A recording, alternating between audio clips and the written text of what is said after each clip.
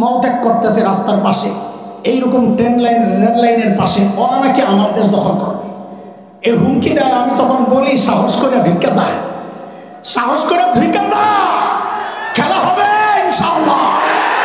ছোটবেলা থেকে যে জিহাদের চেতনা লালন করছি, তোরা না ঢুকলে ওটা বাস্তবায়নের সুযোগ তো পাচ্ছি না। ঢুকে যা, ঢুকে যা। আমার দেশ দখল করার হুমকি দেশ, আমরা তো ভিন্ন কিছু আমরা চিন্তা রাখছি, পরিকল্পনা সাজাচ্ছি। আমাদের পরিকল্পনা বাস্তবায়ন শুরু হয়ে গেছে। কেন? আমাদের স্বপ্ন বাস্তবায়ন শুরু হয়ে গেছে। তাকায় দেখো, সিরিয়ায় কালিমার পতাকা উঠছে, তাকায় দেখো আফগানিস্তানে কালিমার পতাকা উঠছে। আমরা স্বপ্ন দেখি খুব শিগগির দিল্লির লালকেল্লায় আবারও কালিমার পতাকা পপ করে উঠবে, চলেন একজন সাহাবীর একটা ছোট্ট গল্প শোনাই আপনাদেরকে, কারণ অনুসরণ করার জন্য তাদের বিষয়টা আপনাদের সামনে ক্লিয়ার থাকা লাগবে। আল্লাহর নবী সাল্লাল্লাহু আলাইহি ওয়াসাল্লামের একজন শ্রেষ্ঠ সাহাবী ছিলেন হযরত সাঈদ ইবনে আমির আল-জুমাহি রাদিয়াল্লাহু আনহু। দেখেন, গাল গল্প শোনায় আর টাইম পাস করা আমাদের কাজ না, এটা অথেন্টিক কিতাবের গল্প। সুয়ারুম মিন হায়াতিস সাহাবা একটা কিতাব আছে সাহাবীদের জীবনী নিয়ে, আরবের খুব সমাদৃত কিতাব। ওই কিতাবের প্রথম ঘটনা এটা আমি যা শোনাচ্ছি আপনাদের। হযরত সাঈদ ইবনে আমির আল-জুমাহি মুসলমান হয়েছেন একটু দেরিতে। দেরিতে মুসলমান হলে কি হবে? ইমান ছিল বড় পাক্কা। কতটা পাক্কা একটা ছোট্ট গল্প শুনলেই বুঝবেন। হযরত ওমর যখন খলিফা, ওমর নরম না গরম? ওই তাড়াতাড়ি কম, কেমন গরম? আচ্ছা, কেমন কেমন গরম ওইটা একটা হাদিস শুনলেই বোঝা যায়। নবী আলাইহিস সালাম বলেছেন, ওমর যে রাস্তায় চলে শয়তান আর ডরে ওই রাস্তায় থাকে না। এটাই যথেষ্ট বোঝার জন্য ওমর কত গরম। এমন গরম মানুষটারে যায় হযরত সাঈদ বলেন কি জানেন, ওমর আল্লাহ দায়িত্ব দিয়েছেন ঠিকঠাক মতো আদায় করেন, না কিন্তু খবর আছে। বাপ রে বাপ, কলিজার সাহস কত! এত সাহস কই পেয়েছে? কারণ হচ্ছে মানুষ যত সৎ হয় তার সাহসটাও তত উঁচা হয়। নিজের মধ্যে দুই নম্বরই থাকলে কথা বলবে মিন মিন মিন মিন করে, আর তেলের কৌটা খালি করবে। কি করে খালি করে? মাকে। এটা কেন? যখন নিজের মধ্যে দুই নম্বরই থাকে।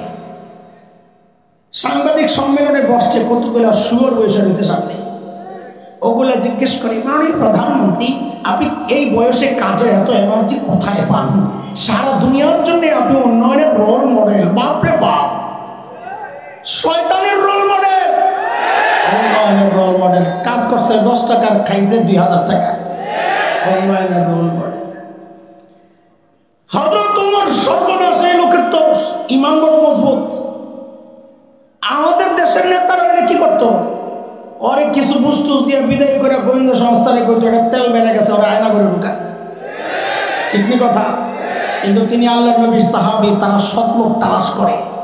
নিজে দুর্নীতি করে না, তো এজন্য আশপাশে আর দুর্নীতি দিয়ে সাজাইতে হয় না। নিজে যারা দুর্নীতি করে আশপাশটাও এরকম দুর্নীতিবাজ দিয়ে সাজায়, আর লেনদেনারে পাশের দেশে নিয়ে বান্দারা হে যেন বিপদে বললে টান দিলে জানতে যায়।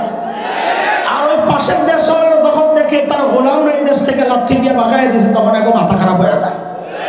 তখন খালি হুমকি দেয়, পেজ আটকায় দেবো। কি আটকায় দিব? পেজ বলে আটকায় দেবো। তো আমরা কই দে, আমরা আম্মাই শিখাইয়া দিয়ে গেছে না, পেজ ছাড়া তরকারি রন্ধন যায়, লাগবো না তো কবে। যে কয়দিন পেজ আনা বন্ধ করে দিছি, এখন দাদাই বস্তা সামনে কান্দে, দাদা কি খবর, কেন কাঁদছেন? দাদা বলে, দাদা বাংলাদেশিরা তো পেজ নিচ্ছে না, পেজ তো পচে যাচ্ছে দাদা। খাওয়া খাবেও তো না, ওরা তো সেই কলিজা নাই খাওয়ার। মানসিকতা অত্যন্ত নিচু, লেভেল একেবারে নিচু। এই জন্য তো গল্প তৈরি হয়েছে। দুপুর বেলা গেছে ভাই বোনের বাড়িতে বেড়াইতে, কলিং বেল টিপে টিপে বোন তো দরজা খোলে না। ভাই বুঝছে কাহিনী কি, বোন কেন দরজা খোলে না। ভাই বাহির থেকে বলছে, দিদি আমি কিন্তু খেয়ে আসছি। এখন দিদি ভাইয়া ভিতর থেকে কয়তো আগে বলবি না, ওরা বলে আবার আমরা দেশ দখল করবো। কত দিন একটা দেশ দখল করার জন্য মানসিক শক্তি লাগে, কিন্তু কথা বলে। এই জন্য আমি বলি, যাদের চরিত্র এত নোংরা, যাদের রুচি এত নিচে, আরেক দেশ দখল করার হিম্মত ওদের হওয়ার কথা না। হ্যাঁ, আরে এগুলো তো আমাদের আমাদের বাচ্চা ওরা আসবে পাগড়ি নিবে, তো তাকায় থাকলে আমার কথা আমার কেমন লাগে, আমার বলতে মনে চায় একটা লাইনে আছে, কথা শোনেন তাড়াতাড়ি, আমার ছাড়তে হবে তাড়াতাড়ি। আমি বরং বলি আমার দেশ দখল করার আগে নিজেকে হাঁকার জায়গা ঠিক করে আইস। এখনো যারা রাস্তাঘাটে টয়লেট করে মলত্যাগ করে এরা বলে আমার দেশ দখল করবে, কত দিকে কারবার। আমরা যখন দেওবন্দ গেছি, তো দেওবন্দ থেকে কলকাতা থেকে দেওবন্দের ট্রেনে উঠছি, লম্বা জার্নি। তো সকাল হইলে কৌতূহল নিয়ে জানালার কাছে যাইতাম, নতুন নতুন এলাকা দেখা যায়। হায় আল্লাহ, গেলি যে দৃশ্যটা দেখতাম লজ্জায় মুখ ফিরে নিত। কি রেল লাইনে লাইন ধরে বসে দিছে সব ফ্যামিলি প্যাকেজ, বুড়া জুয়ান নারী পুরুষ গুড়া গাড়া যা আছে চিকন এরকম এরকম এরকম চিকন একটা বোতল লইয়া বয়ে দিস। মান ইজ্জত রক্ষার্থে মাথা নিচের দিকে মহিলারা কাপড়টার একটু টাইনা দেয়, পিছন দিয়া খালি মলত্যাগ করতেছে রাস্তার পাশে। এইরকম ট্রেন লাইন রেল লাইনের পাশে ওরা নাকি আমার দেশ দখল করবে, এই হুমকি দেয়। আমি তখন বলি সাহস করে ঢুকে যা, সাহস করে ঢুকে যা, খেলা হবে ইনশাআল্লাহ। ছোটবেলা থেকে যে জিহাদের চেতনা লালন করছি, তোরা না ঢুকলে ওটা বাস্তবায়নের সুযোগ তো পাচ্ছি না। ঢুকে যা, ঢুকে যা। আমার দেশ দখল করার হুমকি দেশ, আমরা তো ভিন্ন কিছু আমরা চিন্তা রাখছি, পরিকল্পনা সাজাচ্ছি। আমাদের পরিকল্পনা বাস্তবায়ন শুরু হয়ে গেছে। কেন